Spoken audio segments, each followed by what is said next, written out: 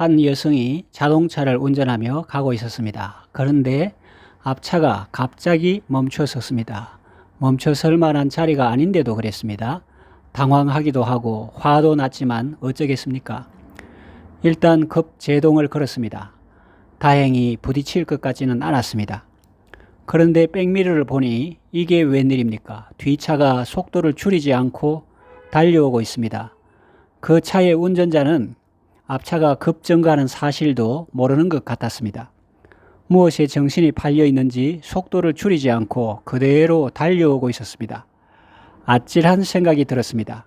순간적으로 온몸에 힘을 빼고 핸들을 놓았습니다. 그리고 정신을 잃었습니다. 그런데 이게 웬일입니까? 잠시 후 의식을 회복하고 놀라운 사실을 알게 되었습니다. 앞차 운전자와 뒤차 운전자는 크게 다쳤습니다. 물론 차는 말할 것도 없이 크게 다쳤고요. 그런데 그 여성은 의식만 잠시 잃었을 뿐 깨어나 보니 몸은 상한 데가 없었습니다. 차만 다쳤지 몸은 멀쩡했던 것입니다. 만일 그 여성이 팔에 힘을 주고 핸들을 꽉 잡고 있었다면 어떤 일이 일어났을까 생각해 봅니다. 아마 크게 다쳤을 것입니다. 이 원리는 우리의 신앙생활에도 적용됩니다.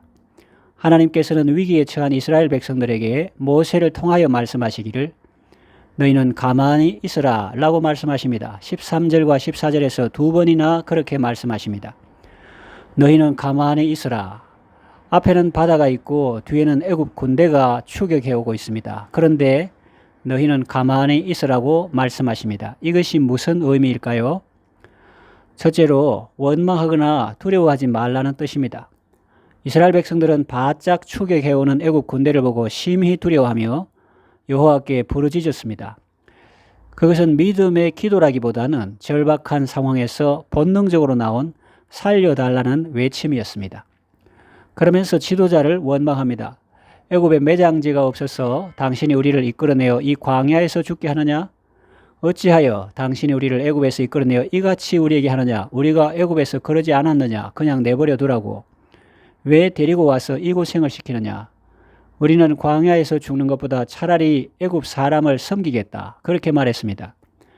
이것은 겉으로 보면 지도자에게 말한 것이지만 사실은 하나님께 대한 원망이고 하나님의 섭리에 대한 모독이었습니다. 그런 그들에게 하나님은 가만히 있으라고 말씀하신 것입니다.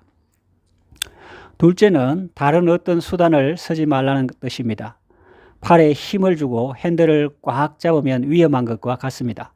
살려고 악을 쓰면 더 다치는 수가 있습니다. 그러니 인간적인 모든 수단을 다 내려놓으라는 것입니다. 셋째는 오직 하나님만 의뢰하라는 뜻입니다. 너희는 이 바다를 건널 배도 없고 뒤에 추격해 오는 애국 군대를 격파할 무기나 군대도 없다. 너희들이 상대할 수 없는 적이다. 그러니 하나님만 바라보고 하나님만 의지하고 하나님만 신뢰하라 라는 것입니다.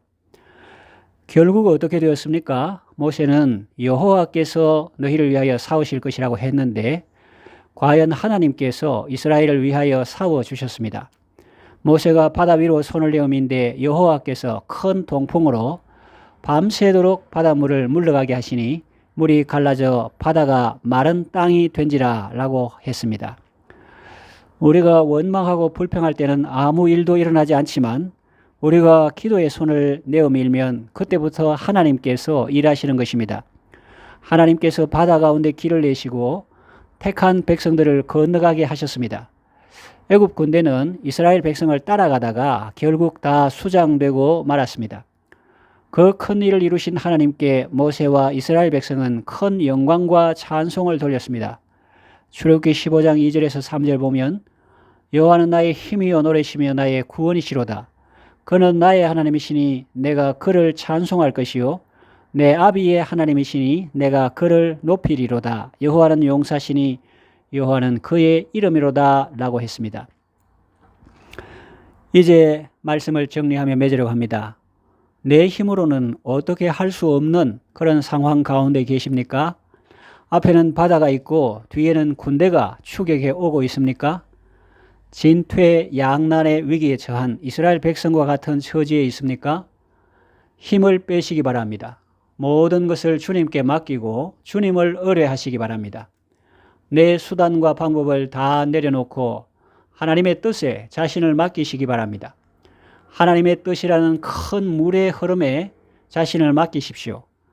그것은 될 대로 되라는 식으로 살라는 말이 아니라 자신을 포기하고 완강한 자아를 내려놓고 오직 주의 뜻을 행하는 주의 사람이 되라는 말입니다.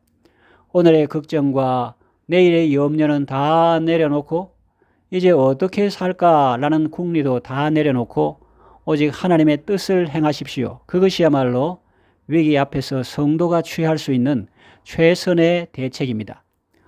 환경을 보고 대적을 보면 두려움과 불안이 밀려옵니다. 하나님을 바라보십시오. 하나님께서 도와주십니다. 위기 앞에서 믿음으로 승리하시기를 바랍니다. 기도합니다. 위기 앞에서 당황하지 말고 잠잠히 하나님을 바라보게 하소서. 예수님의 이름으로 기도합니다. 아멘.